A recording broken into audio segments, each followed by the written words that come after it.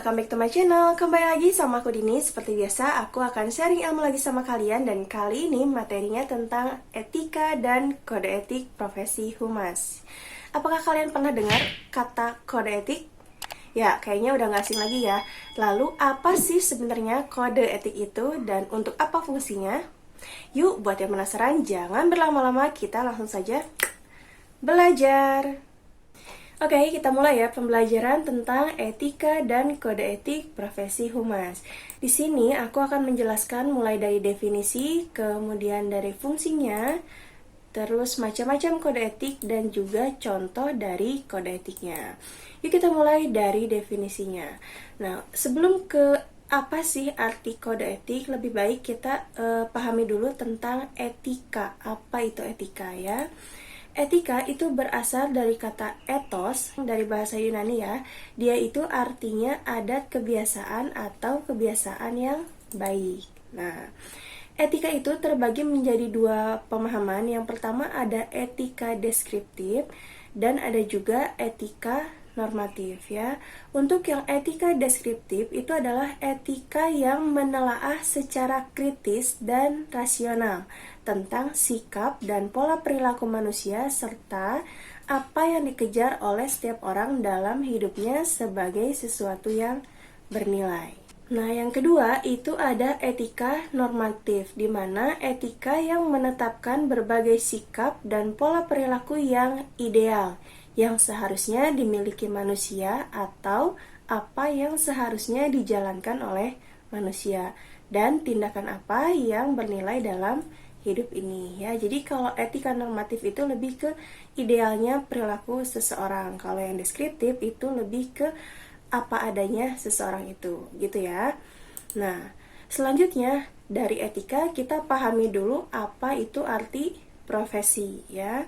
Profesi itu adalah pekerjaan yang melaksanakan tugasnya itu memerlukan atau menuntut keahlian ya atau expertise. Nah, ini menggunakan teknik ilmiah serta dedikasi yang tinggi. Jadi perlu skill khusus. Itu yang disebut dengan profesi.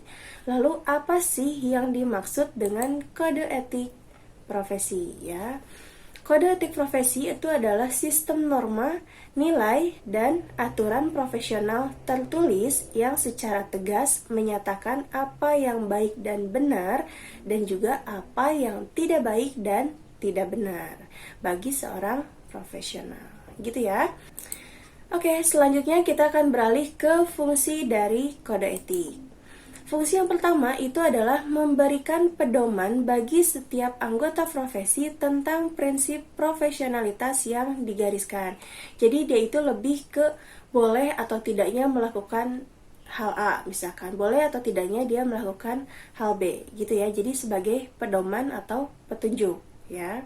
Yang kedua, fungsinya itu adalah untuk sarana kontrol sosial bagi masyarakat atau profesi yang bersangkutan. Jadi lebih menjelaskan ke masyarakat tentang profesi itu.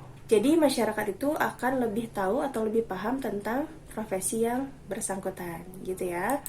Yang ketiga itu adalah mencegah campur tangan pihak luar organisasi profesi tentang hubungan etika dalam keanggotaan profesi. Jadi diharapkan dengan adanya kode etik itu tidak ada pihak ketiga yang ikut campur dalam urusan keprofesian tersebut ya, atau di sini keprofesian humas gitu ya. Nah, dari fungsi kita beralih ke macam-macam kode etik humas. Yang pertama itu ada Code of Conduct.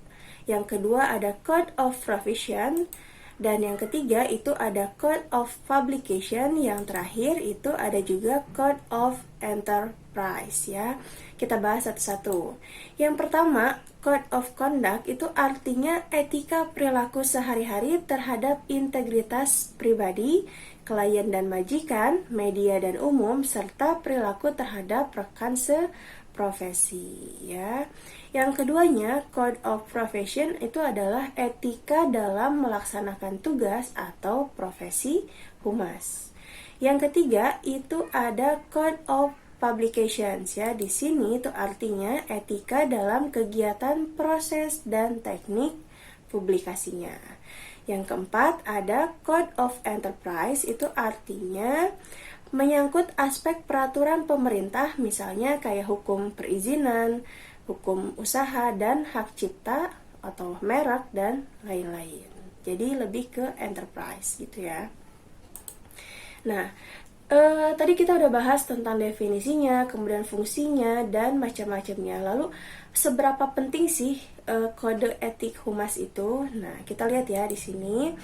Para profesional humas itu dalam melaksanakan peran dan aktivitasnya tidak boleh lepas dari yang namanya etika ya, karena kode etik itu merupakan standar moral yang harus dipegang teguh, yang juga bisa diterapkan dengan cara misalnya yang pertama itu keseriusan organisasi atau perusahaan dalam setiap program yang dijalankan ya. Jadi untuk menerapkan kode etik humas itu pertama harus ada keseriusan dari organisasi atau perusahaan tersebut ya. Yang kedua itu ada kesadaran penuh praktisi humas untuk menjalankan program sesuai kode etik yang berlaku ya. Yang ketiganya itu ada kebiasaan dari dalam diri untuk taat peraturan ya, hati dan moral yang baik dalam setiap tugas dan tanggung jawab ya. Jadi kode etik itu bisa diterapkan kalau kitanya misalkan sebagai profesi humas itu serius dalam berorganisasi, kemudian sadar penuh akan kode etik yang harus dijalankan, dan yang ketiganya adalah kebiasaan dari dalam diri untuk disiplin atau taat peraturan dan punya hati yang baik gitu ya. Nah, gimana sih dampaknya kalau misalkan kita sebagai praktisi humas tapi tidak menjalankan kode etik ya? Yang pertama itu adalah kita akan mendapatkan penilaian negatif dari rekan sejawat ya. Juga misalkan penurunan pangkat atau bahkan kita bisa dikeluarkan dari perusahaan atau tempat bekerja kita ya. Karena kita mungkin tidak menggunakan kode etik atau bahkan melanggar kode etik ya. Dan bagi perusahaan pun kalau misalkan perusahaan itu tidak menerapkan kode etik, maka perusahaan itu akan mendapatkan citra yang negatif dari masyarakat yang nantinya itu akan berpengaruh terhadap kinerja perusahaan ya. Jadi alangkah lebih baiknya setiap profesi itu harus ada kode etiknya ya, demi keberlangsungan perusahaan atau organisasi tersebut. Oke, dari definisi udah, tadi fungsi juga udah, macam-macam kode etik humas juga udah, peranan dan bahkan dampak jika tidak melakukan kode etik itu juga udah. Maka aku sekarang akan kasih kalian contoh beberapa dari kode etik humas ya. Nih contohnya kode etik humas dalam versi Asosiasi Perusahaan Public Relations Indonesia atau biasa disingkat APPRI ya. Di sini ada beberapa pasal ya. Yang pertama itu pasal 1, isinya itu tentang norma-norma perilaku profesional. Pasal 2 tentang penyebarluasan informasi. Pasal 3 tentang media komunikasi. Pasal 4 itu tentang kepentingan yang tersembunyi. Pasal 5 tentang informasi rahasia. Pasal 6 tentang pertentangan kepentingan. Pasal 7 itu tentang sumber-sumber pembayaran. Pasal 8 dia memberitahukan tentang kepentingan keuangan. Yang pasal 9-nya itu pembayaran berdasarkan hasil kerja. Pasal 10 itu menumpang tindih pekerjaan anggota orang lain. Pasal 11 itu tentang imbalan kepada karyawan kantor-kantor umum ya. Pasal 12 itu mengkaryakan anggota parlemen. Pasal 13 mencemarkan anggota-anggota lain. Kemudian pasal 14 itu instruksi atau perintah pihak-pihak lain. Pasal 15 nama baik profesi. Pasal 16 itu menjunjung tinggi kode etik, dan pasal 17 itu tentang profesi lain. Jadi diatur ya, dalam setiap kegiatannya tuh ada beberapa pasal di mana pasal-pasal tersebut mengatur bagaimana cara kerja profesi humas dengan baik ya. Nah, itulah ke-17 pasal yang ada di APPRI ya.